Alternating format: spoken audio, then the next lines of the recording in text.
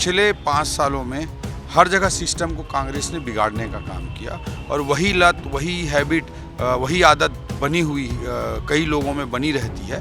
तो उसी के कारण हमने देखा कि कई मामलों में बहुत ज़्यादा गड़बड़ियाँ थी। पहला उद्देश्य है कि जनता को फ़ायदा हो, जनता को सुविधा हो। दूसरा, इससे सरकार को राजस्व आय में भी निश्चित रूप से बढ़ोतरी होगी और जो पूरा सिस्टम में टेक्नोलॉजी ड्रिवन हम बना रहे हैं, आज देश के अनेक प्रदेशों ने जो प्रोग्रेसिव स्टेट्स हैं उनमें अच्छे परिणाम, अच्छे चेंजेस हुए हैं।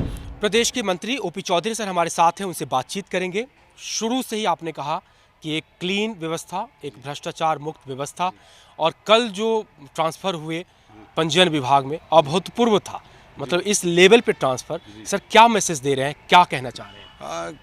प्रशासन में थोड़ा फेरबदल होते रहना चाहिए। उससे कोई भी एक व्यक्ति एक जगह पे जमा रहता है तो कई सारे बैड प्रैक्टिसेस होने की आशंका, सामान्य रूप से उसकी आशंका बनी रहती है। इसलिए पूरे तंत्र को एक जो लंबे समय तक थे उनको एक चेंज करने का सिस्टम किया गया और कई लोगों का परफॉर्मेंस बहुत अच्छा था।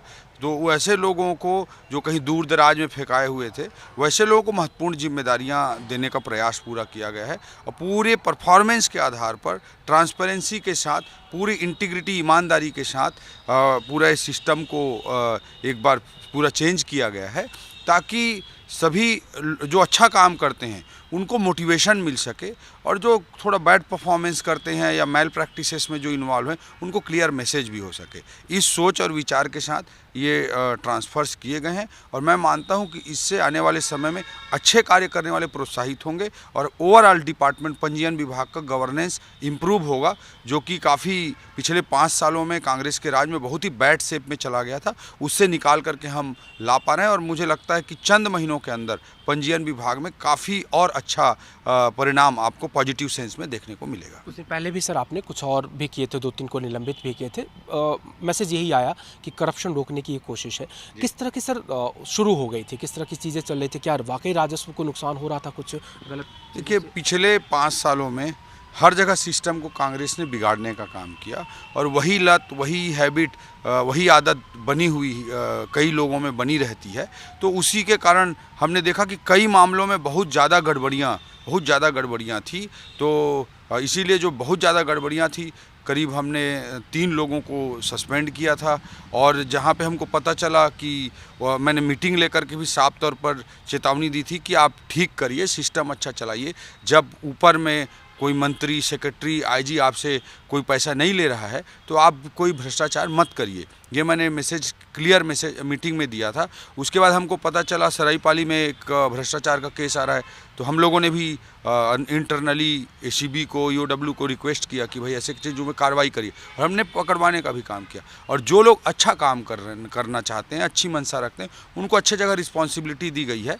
तो मैं यही कहना चाहता हूँ, जो अच्छा काम करेगा उसको परफॉर्मेंस की जगह अच्छी जिम्मेदारियाँ मिलेंगी, जो गलत करेंगे उसको ऑब्वियसली पनिशमेंट भी मिलेगा। सर इस तरह के लीकेजेज रुकने से कितनी उम्मीदें हैं? किस तरह से एक तो छवि भी सुधरेगी और जो लीकेजेज होता है राजस्व के रूप में वो कितना बचेगा? एक और टेक्नोलॉजी बेस पे आपने कुछ सिस्टम भी बनाना शुरू किया था सर, मच अवेटेड है कि वो भी होगा तो उससे सुधार होगा। जी, अब पहला चीज़ तो हमारी पंजीयन विभाग में जितने भी हम रिफॉर्म्स करने की कोशिश कर रहे हैं उसमें पहला उद्देश्य है कि जनता को फ़ायदा हो, जनता को सुविधा हो, आम जन को ईजी वे में अच्छे तरीके से बिना भ्रष्टाचार के लोग पंजीयन करा सकें। ये हमारा पहला उद्देश्य है।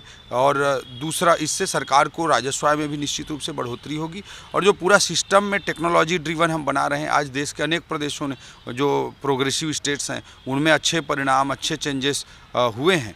तो ऐसी स्थिति में मैं चाहता हूँ कि पूरा टेक्नोलॉजी ड्रिवन हो करके लोगों की सुविधाओं में और विस्तार हो, पूरे सिस्टम में पारदर्शिता रहे, ईमानदारी रहे। वो जो सर फेसलेस का एक आपने बहुत महत्वाकांक्षी प्रोजेक्ट रखा था, कब तक सर लागू हो रहा है और क्या उससे भी इस माल प्रैक्टिस से रुकेंगे? निश्चित रूप से हम बहुत एडवांस स्टेज में पहुंच चुके हैं, काफ़ी आगे बढ़ चुके हैं और कुछ महीनों में ही उसे स्टार्ट कर दिया जाएगा। बट उसमें भी देखना पड़ेगा हमको कि जैसे एकदम ग्रामीण क्षेत्र में फेसलेस कर दिए तो हो सकता है लोगों को कुछ दिक्कत भी हो, तो दोनों चीज़ों को पैरेलली चलाएंगे। जो फेसलेस करना चाहते हैं उनको फेसलेस, और देख देख करके रोल आउट धीरे धीरे पायलट बेसिस पे करेंगे। जैसे सरकारी एजेंसी जहाँ पे ज़मीन बेचती हैं या प्रॉपर्टी बेचती हैं, जैसे हाउसिंग बोर्ड हो गया, NRDA हो गया, इस तरह की जो बॉडी होती हैं, उसको हम पहले फेसलेस में ले आएंगे ताकि वहाँ पे गड़बड़ी होने की संभावना नहीं रहती है। फिर जो कॉलोनाइजर हैं, जो लाइसेंसी कॉलोनाइजर हैं, उनको इसमें लाया जा सकता है। तो क्रमिक रूप से हम उसको लाएंगे, बट टेक्नोलॉजी वाइज हमारा सिस्टम डिपार्टमेंट काफ़ी हद तक उसमें एडवांस आगे बढ़ चुका है। तो इस तरह है, और कहा कि भ्रष्टाचार खत्म करने के लिए और पारदर्शिता रखने के लिए पूरे प्रयास है, सिस्टम के जरिए भी और उनके अपने व्यक्तिगत प्रयास भी। कैमरा पर्सन दीपक के साथ राजेश राज, IBC 24 रैपो।